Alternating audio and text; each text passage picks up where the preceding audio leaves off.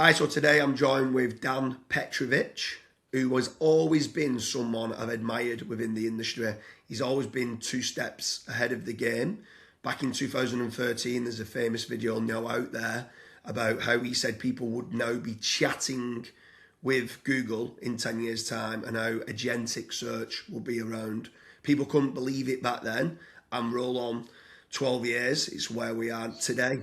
So the first topic I want to kind of run through with you is, what do you see now for the future of AI SEO? Loaded question. The best kind of question because there's a lot to unpack. Uh, Obviously, the future of SEO has many additions. But we've been through this before with introduction of various little modalities and voice search, conversational search, mobile first, and so on and so on. So we've been through all these adaptations, and I see SEO as sort of evolving and embracing AI as just another modality, another type of interface that sits between search and the end user.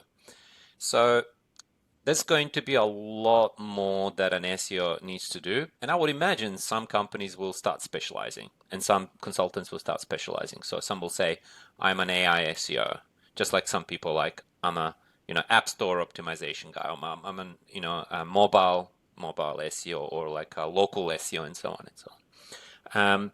AI SEO is an interest for me because it's been an interest for the longest time, like you said. And we finally got to the point where technology is accessible and it's widely adopted. And all these technologies that were only available to very large corporations like I remember Quill, you couldn't get access to it unless you're a multi-million-dollar corporation. Um, and so all these technologies are available to us now. So I'm like dog off the leash type things. Just like everything is fun, everything is useful. I came out of my retirement to get back into this. And I'm very much enjoying it. Why am I enjoying it? Because um, I see fantastic opportunities for new methods and things to develop. One of them, since I guess you're asking for more specific, actionable things that we could do. One is understanding model psychology. And I know that sounds a little bit maybe abstract or vague or hippie, but it's not. And so what I've been spending my last 2, 3 years is understanding the field of mechanistic interpretability.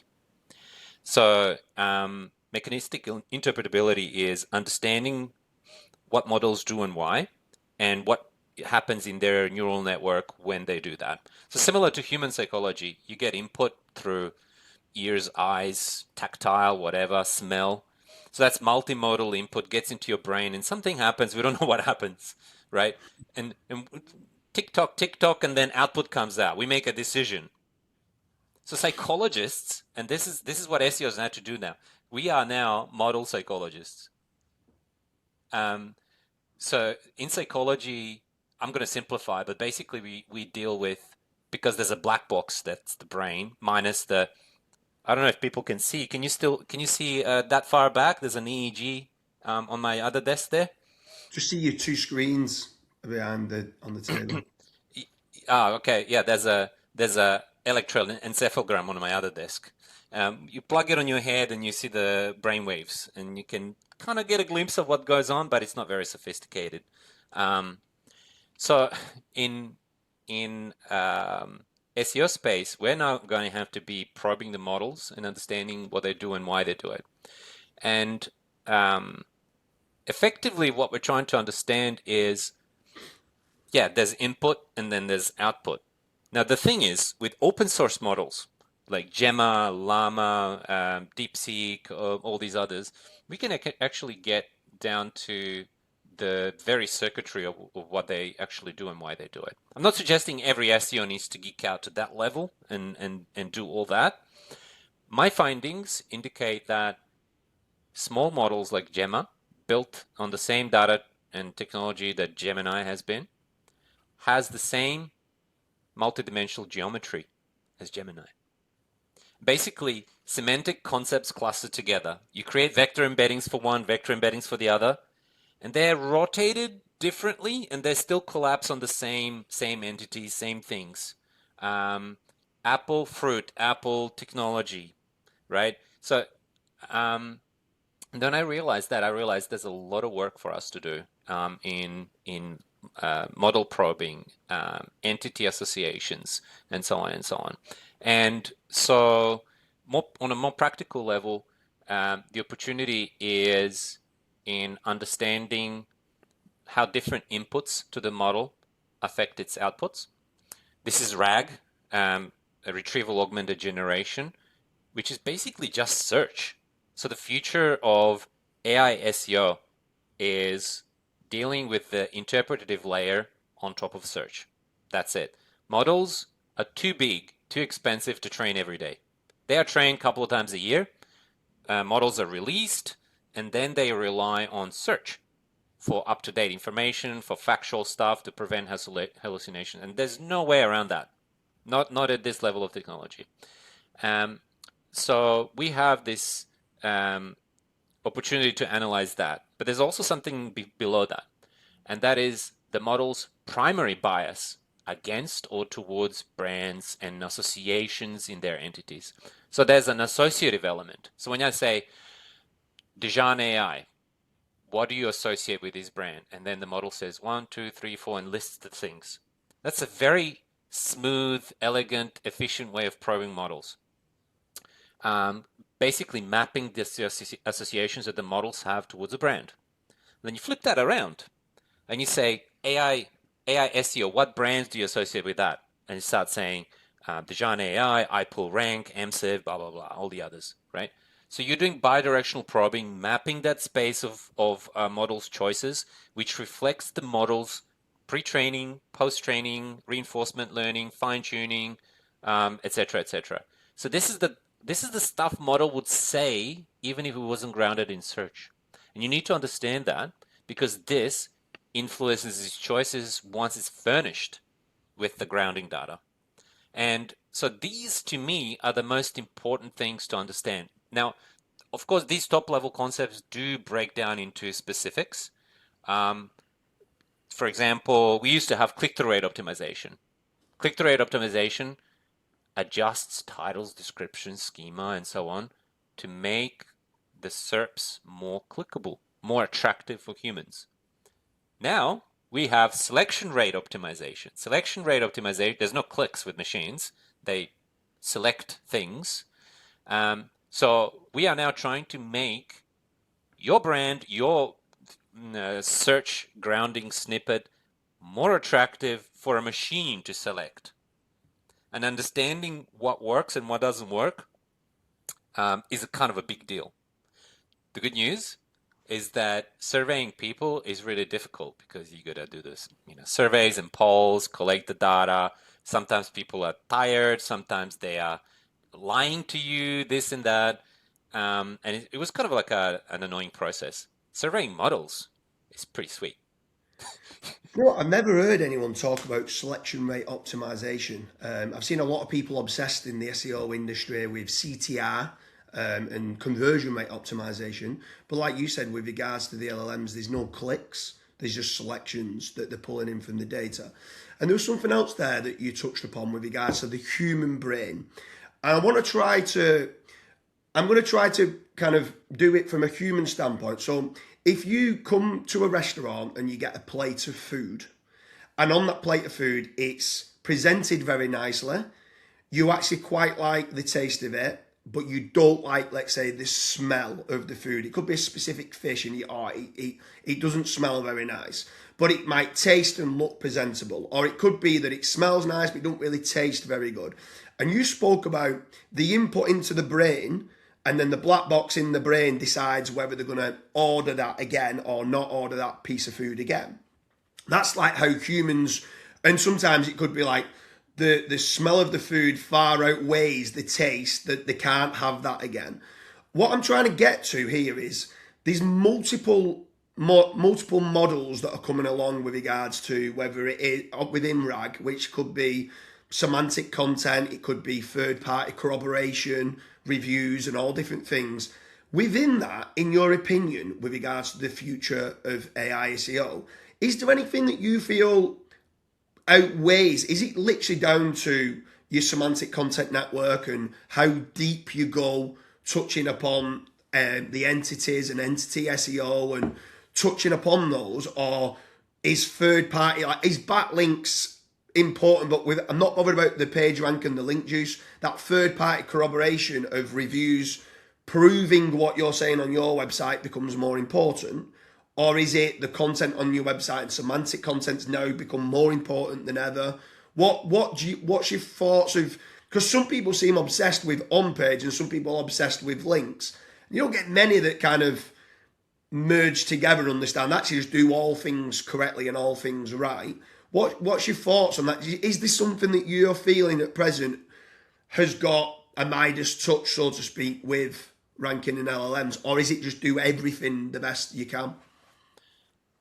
So the models are really quite simple. They get plain text input or plain multimodal input.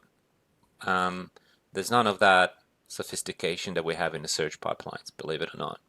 So search is way more complex and way more sophisticated than current models that sit on top of search. And so you could think of it this way. There's no subtleties there. The model will receive the plate of content, and there will be no smell. There will be nothing. It'll perceive that plate through its vector representations, and it'll have an initial perception. I'm going to like this plate. But what happens? The model doesn't actually get the whole plate. It gets one slice. So you supply a whole pie through your content and all the aspects of it, but the model only gets a slice. And this happens because when you have a RAG pipeline that serves your content to the model, they look at the query. They look at the fan-out queries that decompose that query into multiple aspects. They run multiple searches, collate the search results, trim most of it, and supply the finals, right? So all that stuff that you were just talking about, the semantics, the links, the reviews, the nuances, all that is just search, old school search. What's brought back to the model is trimmed down set of search results, and for each search result, we have a sample, a taste, a pie slice that the model gets to sample to make the evaluation what it will generate based on that.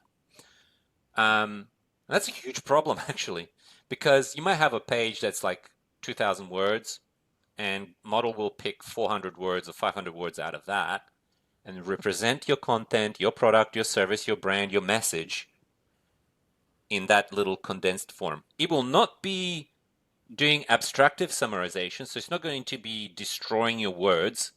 It picks verbatim snippets. So this is called extractive summarization. So it picks the exact sentence word for word that you said, like a chunk, puts it together, ... ellipses, and then merges a few little segments that are scored by a cross encoder that runs in the background pipeline, and puts together a grounding snippet that represents your page relevant to the entered prompt.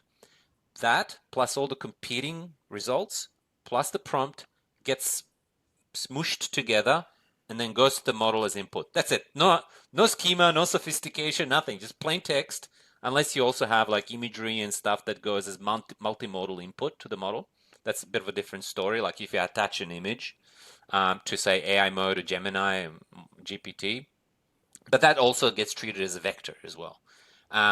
So you've got this dilemma. Will my content be represented well enough, and how will model speak to my products and services and brand based on the small sample that it sees? That's the currently biggest challenge that we have. None of the sophistication hits the AI models just yet. Most of it is actually in the traditional search. Right, that's interesting. One last question on this with regards to the future of SEO. You mentioned their query fan out. Now, within on Dayjam website, you've got you can type in a query, a long query, and it'll give you 10 different query fan out kind of terms, which is kind of improving how you would try to do a search. If I'm doing a search for, I'm looking for an accountant in Manchester that's going to save me the most tax as I move to Dubai. Obviously, there's multiple kind of intents within there of what they need to do. Now, query fan out then will come back with international accountant tax advisor or something like that, and it might come back with different ones, and it comes back with then 10 different query fan outs. Is the aim of the game now for someone who's looking to try to manipulate rankings in the LLMs to try to make certain that they score high across all 10 of those query fan outs? And is it an overall consensus score for all 10, or do you only need to be touching upon a few? How does that work with the query fan out and the scoring system of all them different variations of keywords? Because old school methodology, people used to go after query string matching, BM25, trying to rank for a specific query. They've got it in the title, H1, URL, a few times sporadically in the content, and that's good enough for Google rankings in the old school traditional search ways. Nowadays, as the fan out comes along, I know there's query augmentation in Google, but with query fan out, how does that work with an overall consensus score? Is it literally add them all together and that whoever gets the highest score comes out on top, or is there completely something different in the way RAG works? It's the top five. Top five? Five. Yeah, top five. For when you retrieve hundreds of these different results. By the way, old school techniques are still working because they're cheap.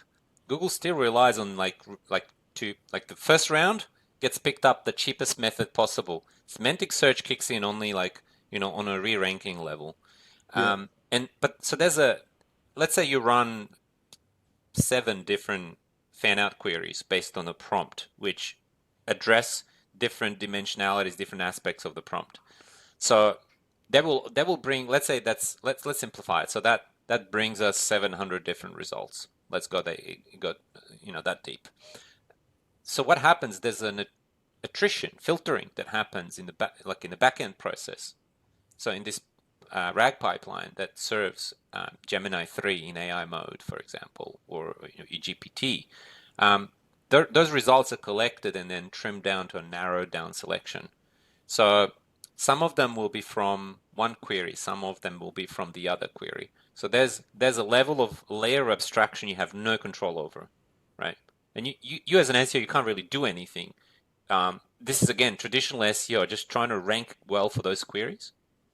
So tools like you mentioned that we have the query fan out tool, they help you think about closing the gap between the queries that you currently rank for and the queries that you could be ranking for, but you just not because you didn't think of it. The query doesn't quite address, or I should say, the content that you have doesn't quite address that query, gives you ideas and so on. So when I think about these types of queries, I actually call them synthetic queries. I have 2 types of synthetic queries.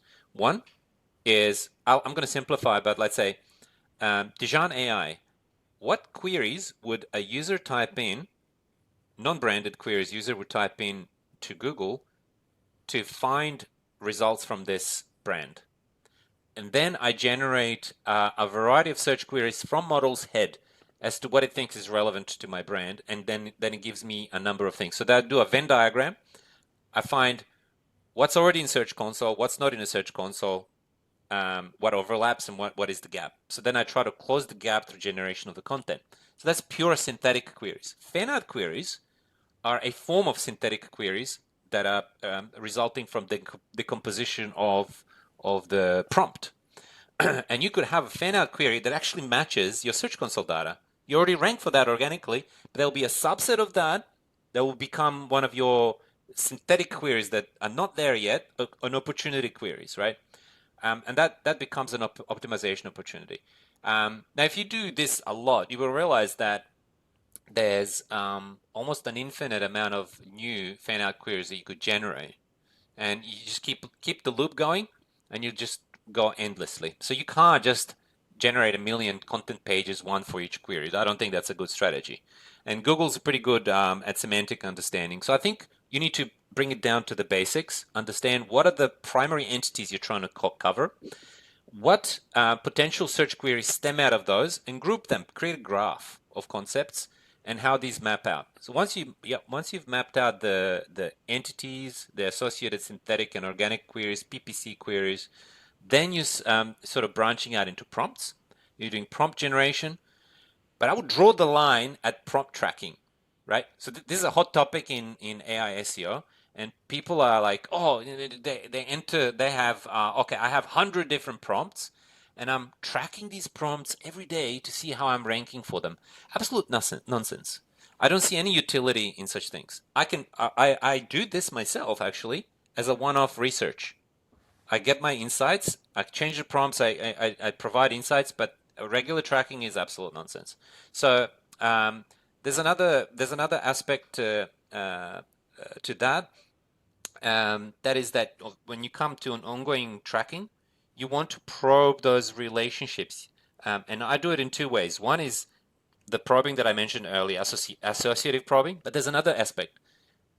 Let's call it relevance probing. If you saw Dan Petrovich in the RAG pipeline suggested as one of the results for the prompt of this user looking for XYZ, would you recommend Dan as a consultant for this problem? Yes, no. That's it. Allow model to say output one single token, yes or no, and repeat that 10 times or 100 times and come up with the statistics. 68 out of 100 times it said yes. So that's working as an SEO, working within the probabilistic nature, embracing the probabilistic nature of the models. Models have the temperature, other parameters like top P, top K, and they're allowed to sample within the bucket of probabilities when producing outputs. You want to see what your brand, your product, your service, how it fits within that. So that's more aligned with how we need to think about the, research and optimization and so on and so on. On that, you mentioned temperature, and then you mentioned that if there was going to be, let's say, 6 queries, you then said 6,000 results. Do they always look at the top 100 then, or do they do the top 20 on the search results? Like how deep do they go with regards to when they're looking at search?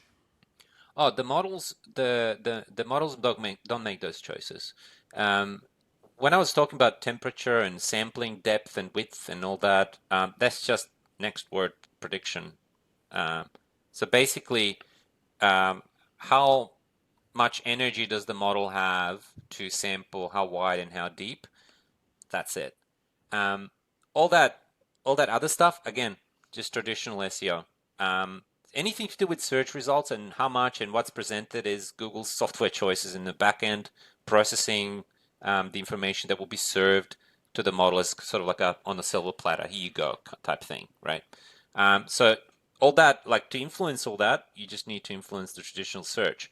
To influence the model choices, you need to be probing and testing and surveying the models, how they operate within certain sentence structures, within let me bring it to a more concrete example, actually. So there's a tool that I made available for everyone to use called Treewalker, treewalker.ai. And the tool allows you to enter your brand or a website, and it says a sentence about you. Does two things. One is not allowed to sample into search, speaks its mind about what your brand does, and then completely separate API call, it's allowed to see the search and allowed to see your website, and then answers the same thing. In the third call, it's self-evaluating. How did I do before seeing the search, and how did I do after the search? How close was I to getting it right? And then what we do is, that's the first sentence, and then we allow the model for all the things, for all the probability paths of all the things it could have said about you. We allow it to walk every single path by following different probabilities at different junctions. So what we look for high entropy points. Any moment in the model's completion, in the autocomplete, where he wasn't confident. Like saying, Dan Petrovich is an Australian, and then, oh, not so sure what to say next. So then you have a high entropy token from which a branch out is more likely to other things. When you have a low entropy token, model's very confident about you and what you do, and it wasn't very likely to flip flop to other things that it wants to say about you. That is the target for optimization for modern AI SEO. You're looking for the low confidence spots where the model is not so sure about you, and you try to reinforce those with on-page content, outreach, and things like that. On-page, so I'm talking in familiar terms, right? On-page, off-page, because I like to do that because people connect with something familiar. But you can't just go start digital PR or link building or like on-page optimization without understanding where are the weak spots in the model's understanding of your brand and how it associates you with the things that you want to be associated with.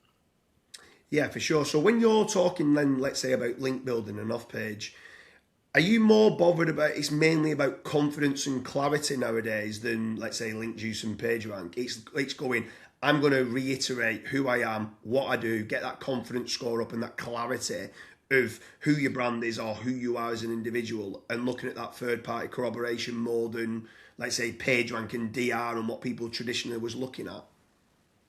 Well, as far as model influence, model is unaware of PageRank and authority. There's no authority signals flowing to it or PageRank. It doesn't get any other inputs other than the text and multimodal input. So the only source of authority the model has to draw on is its training, Yeah. and that's really hard work. Some people think, oh, I'll just do a bit of digital PR and I'll influence the model training data. No, you won't. Yeah. This is a monumental endeavor, and it would take. It's kind of like moving a glacier, right? It's really really heavy inertia to actually influence model. You need to do some like real heavy lifting in terms of like digital PR. Links play no role. It's more of a co-occurrence type thinking, association. Where does it see you? Where are there discussions in forums and Reddit, and how notable you are in its training data. That's really the strongest initial signal that just trumps everything else. So when model is presented with search, and I did like for Google, for example, I really do mean top 5 results is what it gets, and from those top 5 results, it gets like little bits and pieces from the page content. So it has very little to go by. So what I do is I try to have my content um, as condensed as possible while remaining readable and friendly for humans, right? So get to the point, give answers very quickly. Um, I avoid having too much fluff. In fact, I have a model, deep learning model that I train. I call it content substance classifier. And so basically, you can give it content A and content B, and it can tell you which one is more substantial and which one is fluffy. You know what I mean by fluff, yeah? It's Yeah, just yeah, like yeah, of course I do. Yeah, yeah, yeah. I mean, words, no meaning, there's no content. It's just yeah. prattling on about nothing. One of the biggest things we do is when we're looking at sites to acquire certain sites is to reduce the size of the whole website. So we're looking at, let's say, we're starting off with a category level.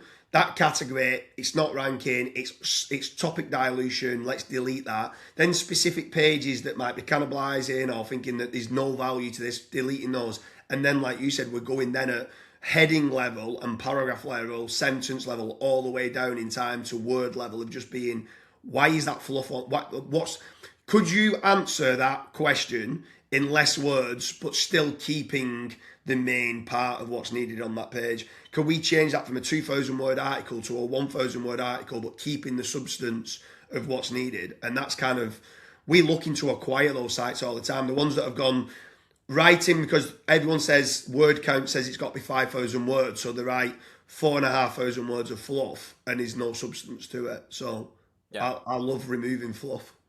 As a teenager, I've been made aware of a concept by no other than Isaac Asimov in his Foundation series, which is incredible. I don't like when did he write that, in the 50s or 60s? Um, and there's a scene in there where there was an envoy from the emperor visiting a Foundation outpost, and he was doing the political talk, the diplomatic talk, and they recorded all his speech.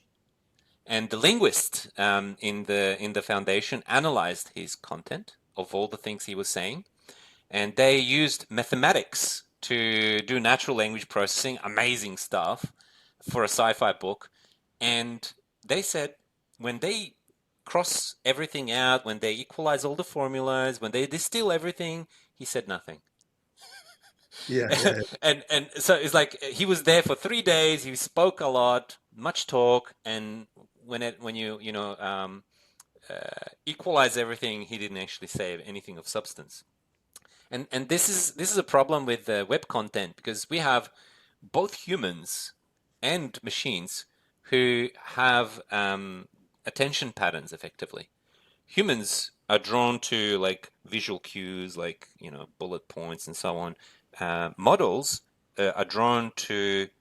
They are literally transformer models.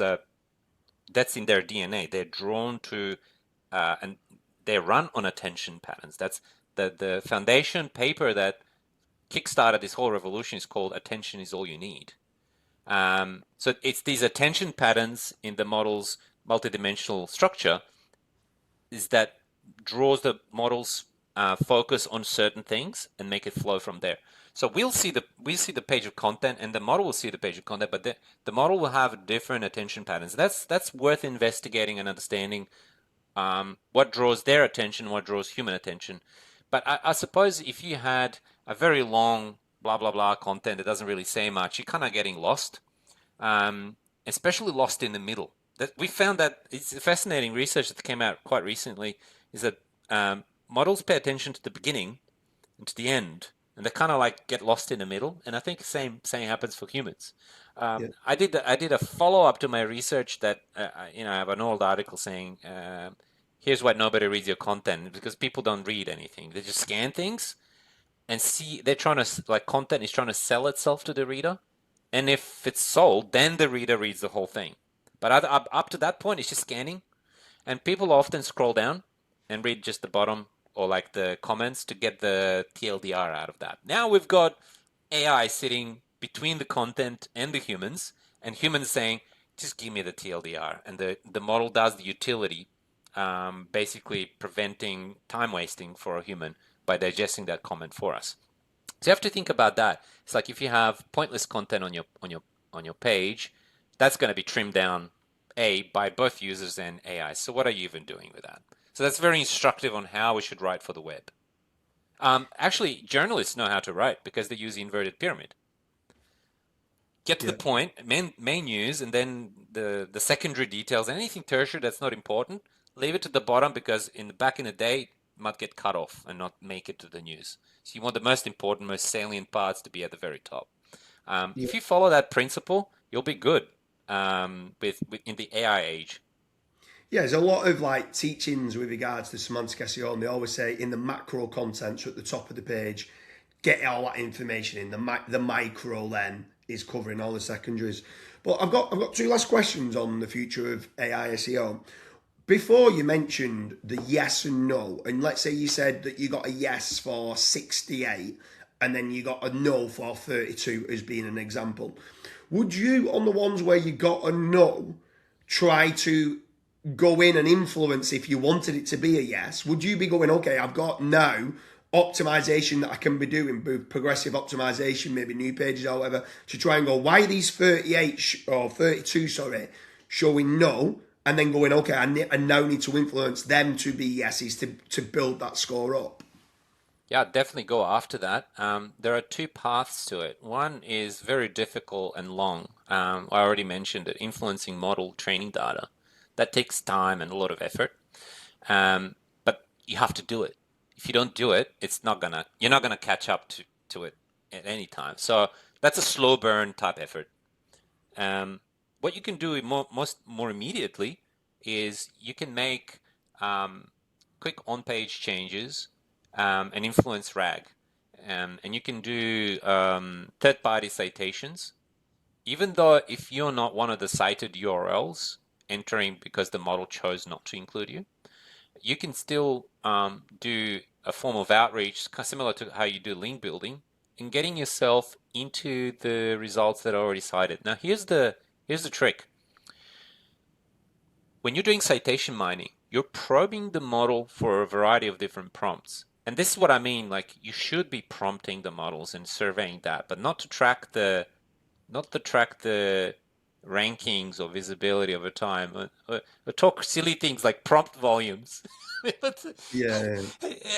What is a prompt volume? There is no prompt volume. There is like probably an entity volume, like a collection of all its. But anyway, so let's say you've done your prompting and you're starting to understand. Let's say you've done 1,000 cycles of prompting and you're starting to build a map of what are the top domains that are consistently in the top by a number of citations constantly being chosen. And the choice is a combination of being in the search results in the first place. You're not going to get selected by the model if you're not in search. You have to be performing well in SEO to start with. So that's the first aspect. And the second aspect is, okay, so those are the domains that are consistently at the top of the leaderboard in terms of number of times they've been chosen. And then second level, a little bit deeper, a bit more granular, is to understand which URLs from those domains were the ones with the highest number of citation counts when probed by you for the set of prompts that you found relevant to the entities that you have that are relevant to the fan out queries, organic queries, and paid queries, to the products and services that your brand offers. This is all connected. Um, so what do you do with that information? You have two options. You can do both. One is create lookalike content that really looks and feels like the ones that is constantly being cited and included in the favorable responses. And the second one is finding the domains where such pages are accepted, make one on that domain. Pay a bit of money, negotiate, do your old school guest posts, do a bit of digital PR, make a partnership, offer free content, make a connection, whatever it takes. Get into the citations of the top cited domains and piggyback, Trojan horse your way into visibility while you're working on the big, slow, and momentous endeavor of changing the model's mind from its training data, which will take a year or two, I guarantee you. So, Unless you so have huge budgets like big companies like Apple and Amazon and so on. on that, just to add a third one, instead of reaching out to the site the website that's being cited and trying to get a new post, another one is reaching out to the webmaster of that site and seeing if you can do what's some people call like a niche edit or a link insert, and trying to get a snippet of content in that existing article that's being cited and trying to say why you're better in there.